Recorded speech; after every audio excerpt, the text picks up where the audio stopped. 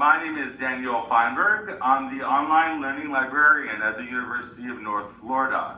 So you're probably wondering why I was asked to come to speak to your class so early into the semester. Obviously, this is like day one, I think, for all of you.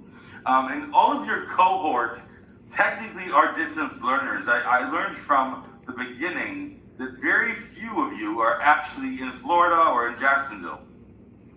And those of you who are may or may not have been to the library. So the question that a lot of people ask is, why am I the one in the ASL class? Why am I the one coming to you? Because it makes no sense. I have a bachelor's in middle childhood education, a master's in library science, and a master's in educational psychology. Hence, everything that you're doing right now with signing, I have no idea if it's right or wrong. What I do know is it's a part of education, and it's a part of the college education. So I am the liaison to the College of Education and Human Services at UNF. There are two of us, me and April Price, and I'll show you her name and her picture in a little bit. This is, we're gonna go through a ton of material today. Believe it or not, 2 hours isn't even enough to do what we're gonna do. I'm gonna do bare minimum, but I want you to not only come away from this today with being able to sign what I'm talking about and know that as an interpreter, this is what you would do in a class at UNF, but also you'll probably learn things that even if you've gone to UNF for the last 3 years, you probably didn't know. So, first off, if you haven't known, the Thomas G. Carpenter Library has one other name. I kind of think it's funny, honestly. Like hands down, when someone told me that people call it the Tommy G. Library, I kind of thought it was a joke. I didn't really think people did that. I mean, obviously, like I could see a freshman doing it, but when I heard like graduate students saying, "Hey, I'm going to Tommy G," I mean, it's kind of humorous. Another thing you should know about me, I am not a Floridian. I am not a Southerner. My speech is very slow right now on purpose. I usually speak really quickly. I speak about this pace. If I did this the whole time, you guys would go crazy. Trust me, it happens a lot of times. So I've learned to slow down. But the point is that all of my degrees are from Ohio, way up north. And I've worked at 7 institutions, including some of the biggest Big Ten to the smallest community colleges. So why are we here? As the online learning librarian, I want to point out things. First, on the library homepage, which if you've not been to it recently, has completely changed. Most of you are juniors. How many of you have not gone here your whole time? I know you probably can't answer that right now, but I can guarantee you there's at least 1 or 2 of you that came as a transfer student. Which means what? That you came into this program having no idea other than you were gonna have great professors teaching you. So the first thing, the library homepage over the last, I think, year changed completely, right? Those of you who have been here, notice as I scroll up and down, the entire panel, everything has changed. We have pictures, all of a sudden we have headings. These are ADA compliant. This is the biggest thing at UNF. All of you, I already know this, being part of ASL. It's amazing how many people don't know this though. And I probably shouldn't say that. Your professor's probably laughing in the corner. But anyways, as I go through, we're gonna cover everything on this page. The first thing I want you to know is the one thing that most students don't know. I know tons of professors that don't do this.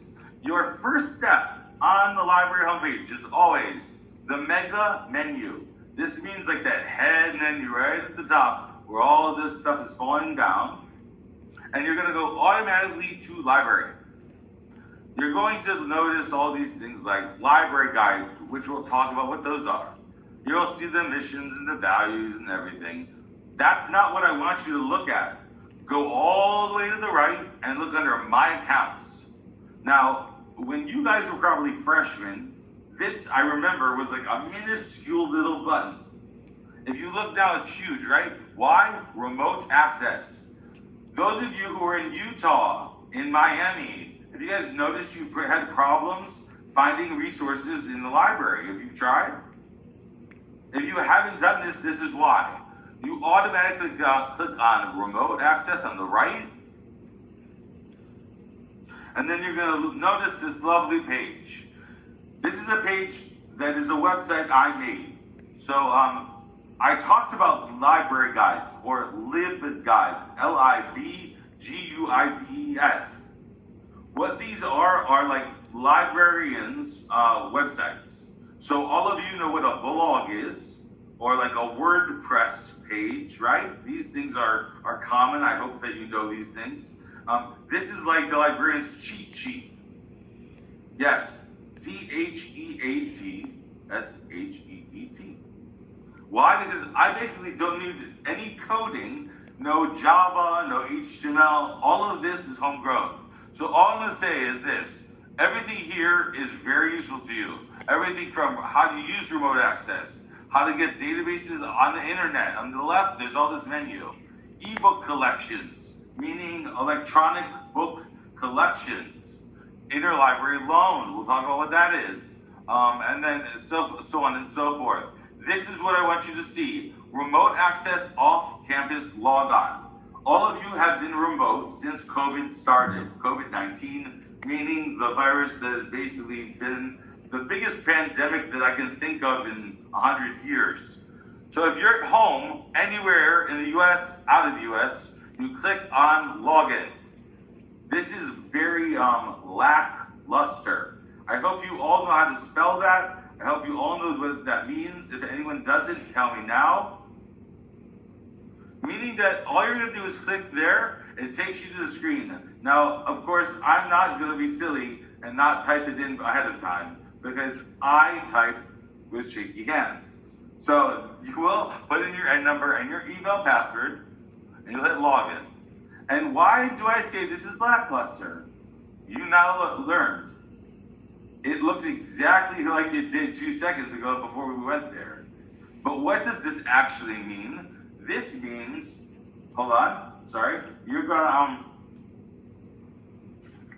now you have full access to the entire library's e-collection. Without doing that one step, you literally do not, okay? So this is like if I went to Google, right, and I cut off your internet, and then you're trying to do searches, you don't really get much, do you? Instead, you just get like maybe like 404 errors, like all over the place. This is what's getting you what you need. All right, I'm gonna keep looking at my agenda. Okay, I'm pointing this out. I know most of you aren't on campus, but you need to know this either way. If you, I know that some of you actually, I'm going to scroll over to see the student's name, but I can't. The young lady who's in Miami, she told me that she used to go to UNF. Does everyone see this additional COVID information? This is the most, on the top page, it's the COVID-19 update. It's in bold, it's in yellow. This is the page everyone needs to know.